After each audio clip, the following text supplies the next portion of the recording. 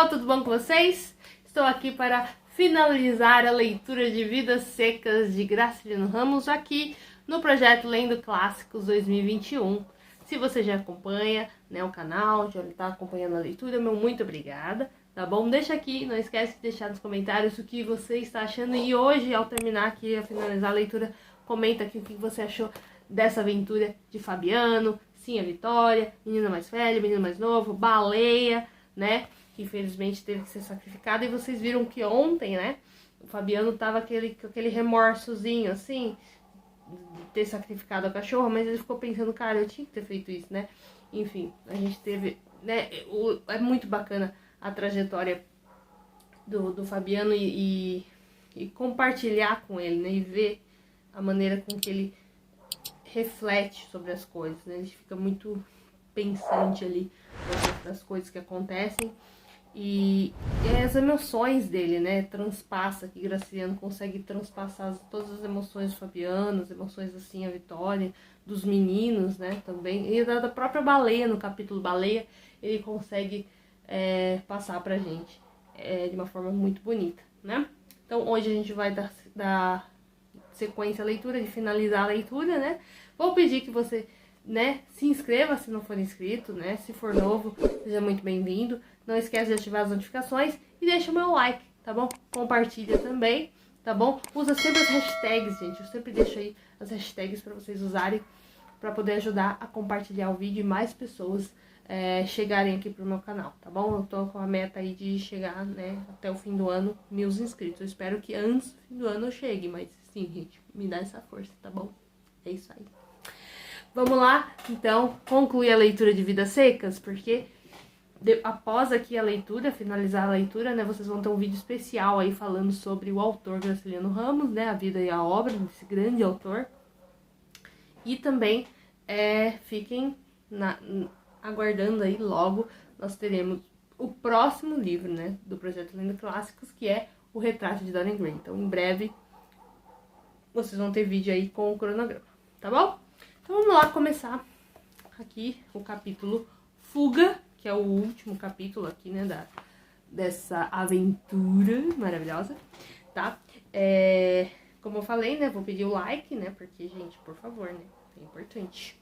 O like me ajuda muito. E compartilhar também é muito legal, tá bom? Então vamos lá. Capítulo Fuga.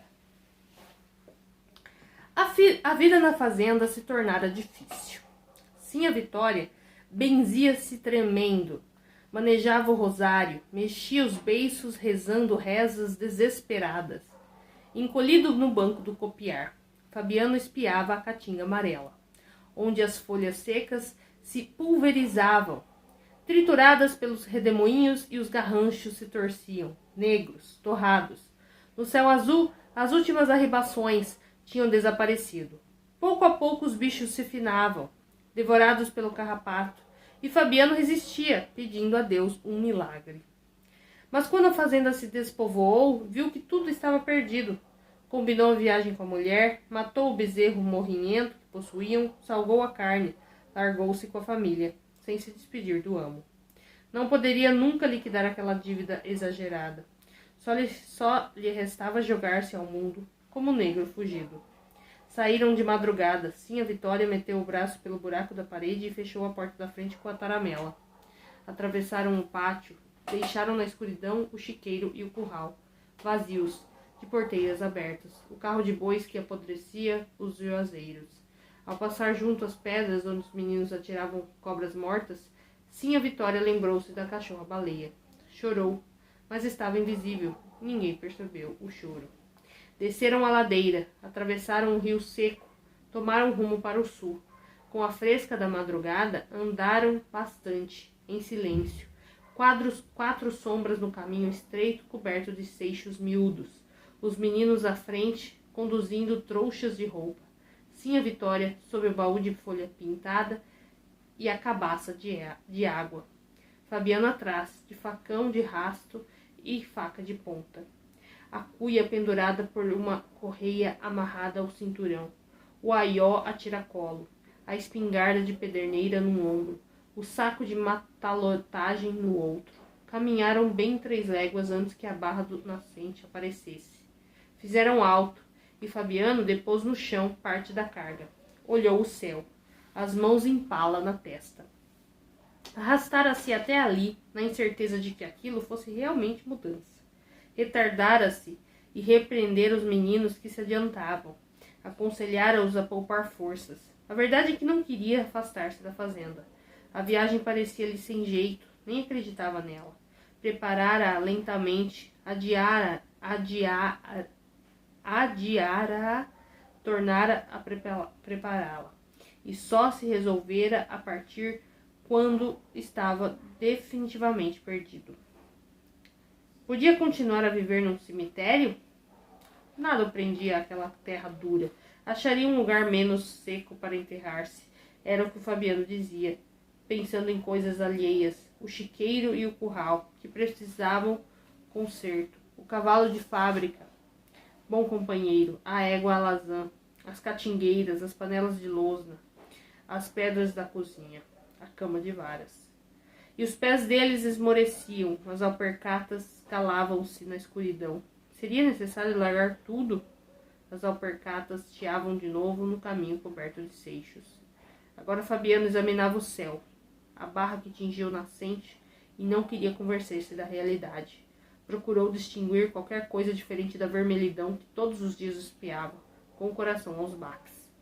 As mãos grossas por baixo da aba curva do chapéu protegiam-lhe os olhos contra a claridade, e tremiam. Os braços penderam, desanimados. Acabou-se. Antes de olhar o céu, já sabia que ele estava negro num lado, cor de sangue no outro, e a tornar-se profundamente azul. Estremeceu como se descobrisse uma coisa muito ruim. Desde o aparecimento das arribações, vivia desassossegado. Trabalhava demais para não perder o sono. Mas no meio do serviço, um arrepio corria-lhe no espinhaço. À noite estava agoniado e encolhia-se num canto da cama de varas, mordido pelas pulgas, conjecturando misérias. A luz aumentou e espalhou-se na campina. Só aí principiou a viagem.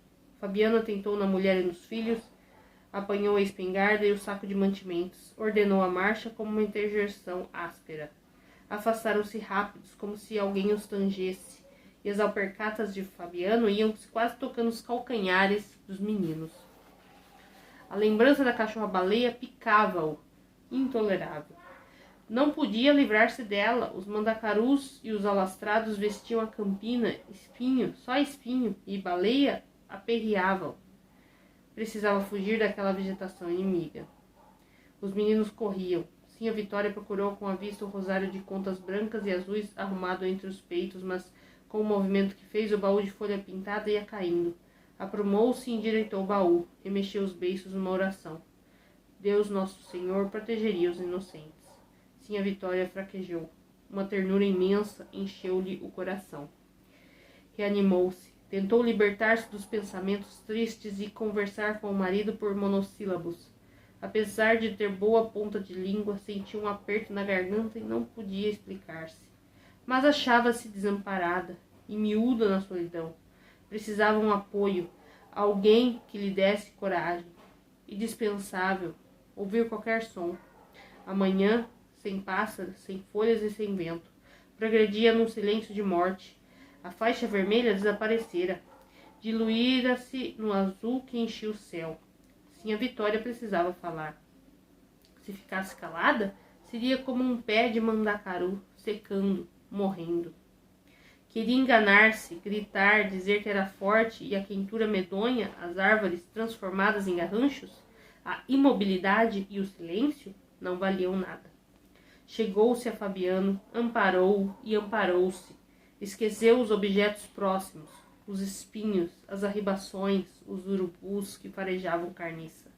Falou no passado, confundiu-o com o futuro. Não poderiam voltar a ser o que já tinham sido? Fabiano hesitou, resmungou, como fazia sempre que lhe dirigiam palavras incompreensíveis. Mas achou bom que Sinha Vitória tivesse puxado conversa. Ia num desespero. O saco da comida e o aió começaram a pesar excessivamente. Sinha Vitória fez a pergunta. Fabiano matutou e andou bem meia légua sem me sentir. A princípio quis responder que evidentemente eles eram o que tinham sido, e depois achou que estavam mudados, mais velhos e mais fracos. Eram outros, para bem dizer. Sim, a Vitória insistiu. Não seria bom tornarem a viver como tinham vivido? Muito longe? Fabiano agitava a cabeça, vacilando. Talvez fosse, talvez não fosse. Cochicharam uma conversa longa e entrecortada, cheia de mal-entendidos e repetições. Viver como tinham vivido, numa casinha protegida pela bolandeira de seu Tomás. Discutiram e acabaram reconhecendo que aquilo não valeria a pena, porque estariam sempre assustados, pensando na seca. Aproximavam-se agora dos lugares habitados, haveriam de achar morada. Não andariam sempre à toa, como ciganos. O vaqueiro ensombrava-se com a ideia de que dirigia terras onde talvez não houvesse gado para tratar. E sim, a Vitória tentou sossegá-lo, dizendo que ele poderia entregar-se a outras ocupações. E Fabiano estremeceu, voltou-se, estirou os olhos em direção à fazenda abandonada. Recordou-se dos animais feridos e logo afastou a lembrança. Que fazia ali virado para trás? Os animais estavam mortos. Encarquilhou as pálpebras contendo as lágrimas. Uma grande saudade espremeu-lhe o coração, mas um instante depois vieram ao seu espírito figuras insuportáveis. O patrão, o soldado amarelo, a cachorra-baleia inteiriçada junto às pedras no fim do pátio. Os meninos sumiam numa curva do caminho. Fabiano adiantou-se para alcançá-los. Era preciso aproveitar a disposição deles, deixar que andassem à vontade, e sim, a Vitória acompanhou o marido. Chegou-se aos filhos, dobrando o cotovelo da estrada. Fabiano sentia distanciar-se um pouco dos lugares onde tinha vivido alguns anos. O patrão, o soldado amarelo e a cachorra-baleia esmoreceram no seu espírito. E a conversa recomeçou. Agora Fabiano estava meio otimista. Endireitou o saco da comida, examinou o rosto carnudo e as pernas grossas da mulher. Bem, desejou fumar. Como segurava a boca do saco e a coroinha da espingarda, não pôde realizar o desejo. Temeu arriar, não prosseguiu na caminhada. Continuou a tagarelar, agitando a cabeça para afugentar uma nuvem que, vista de perto, escondia o patrão, o soldado amarelo e a cachorra-baleia. Os pés calosos, duros como cascos, metidos em alpercatas novas, caminhariam meses. Ou não caminhariam. Sim, a Vitória achou que sim. Fabiano agradeceu a opinião dela e gabou-lhe as pernas grossas e as nádegas volumosas, e os peitos cheios.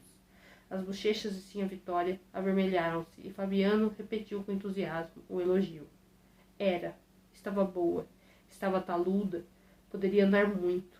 Sinha Vitória riu e baixou os olhos.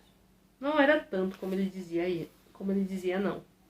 Dentro de pouco tempo estaria magra, de seios bambos, mas recuperaria carnes. E talvez esse lugar para onde eles fossem melhor que os outros onde eles tinham estado. Fabiano estirou o beiço, duvidando. Sim, a Vitória combateu a dúvida. Por que não haveriam de ser gente? Possuir uma cama igual a do seu Tomás da Bolandeira? Fabiano franziu a testa. Lá vinham os despropósitos. Sim, a Vitória insistiu e dominou-o. Por que haveriam de ser sempre desgraçados, fugindo do mato como bichos? Com certeza existiam no mundo coisas extraordinárias. Podiam viver escondidos como bichos? Fabiano respondeu que não podiam. O mundo é grande. Realmente para eles era bem pequeno, mas afirmavam que era grande. E marchavam, meio confiados, meio inquietos. Olharam os meninos que olhavam os montes distantes, onde havia seres misteriosos. Em que estariam pensando? Zumbiu-se sim a Vitória. Fabiano estranhou a pergunta e rosnou uma objeção. Menina, bicho miúdo, não pensa. Mas sim a Vitória renovou a pergunta, e a certeza do marido abalou-se. Ela devia ter razão. Tinha sempre razão. Agora desejava saber que iriam fazer os filhos quando crescessem. Vaquejar, opinou Fabiano. Sim, a Vitória, com uma careta enjoada, balançou a cabeça negativamente, arriscando-se a derrubar o baú de folha.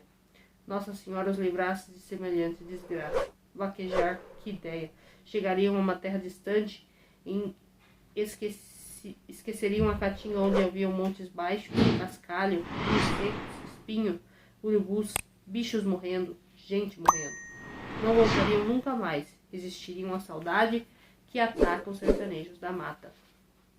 Então eles eram bois para morrer, tristes por falta de espinhos? Fixar-se-iam muito longe, adotariam costumes diferentes. Fabiano ouviu os sonhos da mulher, deslumbrado, relaxou os músculos, e o saco da comida escorregou-lhe no ombro. Aprumou-se, deu um puxão à carga. A conversa de Sinhá Vitória servira muito. Haviam caminhado léguas, quase sem sentir. De repente veio a fraqueza. Devia ser fome. Fabiano ergueu a cabeça, piscou os olhos por baixo da aba negra e queimada do chapéu de couro. Meio-dia. Pouco mais ou menos. Baixou os olhos encandeados, procurou descobrir na planície uma sombra ou sinal de água. Estava realmente com um buraco no estômago. Endireitou o saco de novo e, para conservá-lo em equilíbrio, andou pendido, um ombro alto e outro baixo. O otimismo de Sinhá Vitória já não lhe fazia moça. Ela ainda se agarrava às fantasias. Coitada. Armar semelhantes planos, assim bamba o peso do baú e da cabaça, enterrando-lhe o pescoço no corpo. Foram descansar sobre os garranchos de uma quixabeira. Mastigaram punhados de farinha e pedaços de carne. Beberam na cuia uns goles de água. Na testa de Fabiano o suor secava, misturando-se à poeira que enchia as rugas fundas, embebendo-se na correia do chapéu. A tortura desaparecera, o estômago sossegara. Quando partissem, a cabaça não envergaria o espinhaço de Sinhá Vitória. Instintivamente procurou no descampado indício de fonte. Um friozinho agudo arrepiou, mostrou os dentes sujos num riso infantil. Como podia ter frio com semelhante calor? Ficou um instante assim, besta, olhando os filhos, a mulher e a bagagem pesada. O menino mais velho esbrugava um osso com apetite. Fabiano lembrou-se da cachorra-baleia. Outro arrepio, correu-lhe a espinha. O riso besta esmoreceu. Se achassem água ali por perto, beberiam muito, sairiam cheios, arrastando os pés. Fabiano comunicou isto assim à Vitória e indicou uma depressão do terreno. Era um bebedouro, não era? Sinhá Vitória tirou o beiço, indecisa, e Fabiano afirmou que havia perguntado. Então ele não conhecia aquelas paragens? Estava a falar variedades? Se a mulher tivesse concordado, Fabiano arrefeceria, pois lhe faltava convicção. Como Sinhá Vitória tinha dúvidas, Fabiano exaltava-se e procurava incutir-lhe coragem. Inventava o bebedouro, descrevia-o, mentia sem saber que estava mentindo.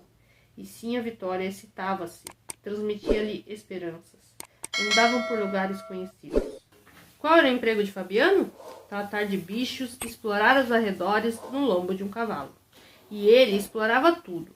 Para lá dos montes afastados havia outro mundo, um mundo temeroso. Mas para cá, na planície, tinha de cor plantas e animais, buracos e pedras.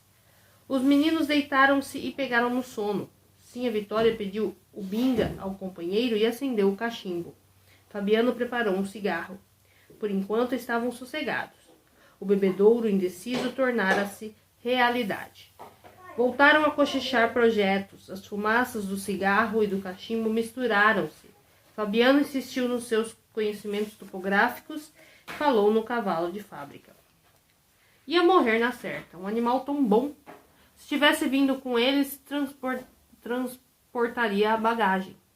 Algum tempo comeria folhas secas, mas além dos montes encontraria alimento verde.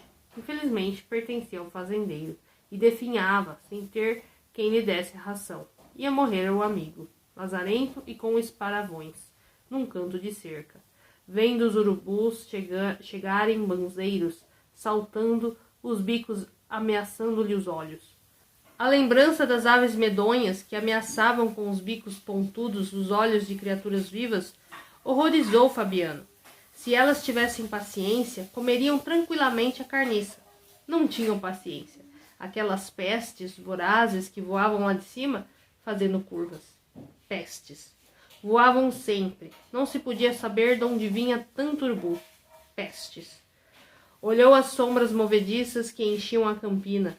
Talvez estivessem fazendo círculos em redor do pobre cavalo esmorecido num canto de cerca. Os olhos de Fabiano se umedeceram. Coitado do cavalo. Estava magro, pelado, faminto, e arredondava uns olhos que pareciam de gente. Pestes. O que indignava Fabiano era o costume que os miseráveis tinham de atirar bicadas aos olhos de criaturas que já não se podiam defender. Ergueu-se assustado, como se os bichos tivessem descido do céu azul e andassem ali perto, num vôo baixo, fazendo curvas cada vez menores em torno de seu corpo, de Sinhá Vitória e dos meninos. Sinhá Vitória percebeu-lhe a inquietação na cara torturada e levantou-se também. Acordou os filhos, arrumou os picuás. Fabiano retomou o carrego. Sinhá Vitória desatou-lhe a correia presa ao cinturão. Tirou a cuia e emborcou-a na cabeça do menino mais velho, sobre uma rodilha de molambos. Em cima pôs uma trouxa, e Fabiano aprovou o arranjo. Sorriu. Esqueceu os urubus e o cavalo. Sim, senhor. Que mulher! Assim ele ficaria com a carga aliviada e o pequeno teria um guarda-sol.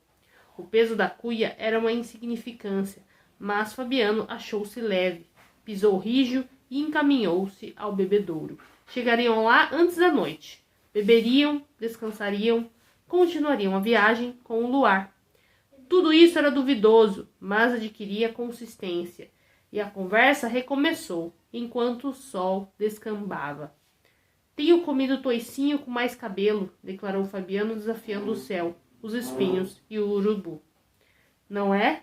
Murmurou Sinhá Vitória sem perguntar, apenas confirmando o que ele dizia. Pouco a pouco, uma vida nova, ainda confusa, se foi esboçando.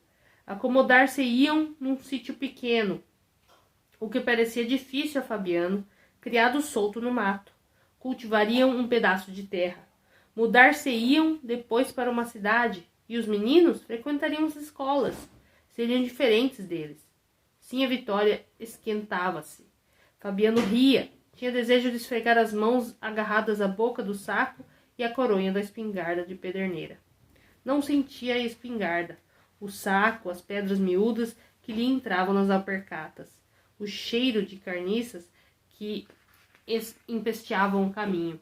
As palavras de Sinhá Vitória encantavam-no. Iriam para adiante, alcançariam uma terra desconhecida. Fabiano estava contente e acreditava nessa terra, porque não sabia como ela era e nem onde era. Repetia docilmente as palavras de Sinhá Vitória, as palavras que Sinhá Vitória murmurava porque tinha confiança nele. E andavam para o sul, metidos naquele sonho. Uma cidade grande, cheia de pessoas fortes. Os meninos em escolas, aprendendo coisas difíceis e necessárias. Esses dois velhinhos acabando-se como uns cachorros, inúteis, acabando-se como baleia. Que iriam fazer? Retardaram-se temerosos. Chegariam a uma terra desconhecida e civilizada e ficariam presos nela. E o sertão continuaria a mandar gente para lá. O sertão mandaria para a cidade homens fortes, brutos, como Fabiano, Sinhá Vitória e os dois meninos. E aqui a gente termina a nossa história de Vidas Secas. Gente, vocês viram que bonito como que essa história termina, né? Com a família de Fabiano, Sinhá Vitória e dos dois meninos, né?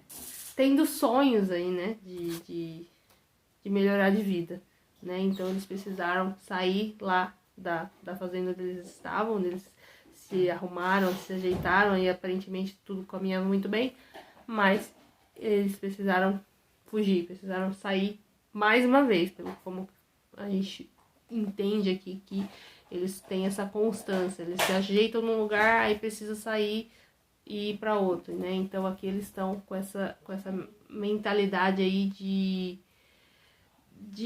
mudança de vida, mudar para melhor, as crianças indo para a escola, enfim, sonhos, né, de melhorar de vida, né? Então aqui a gente tem essa história linda de Vidas Secas do autor Graciliano Ramos, nosso primeiro livro aqui do projeto Lendo Clássicos finalizado, tá bom?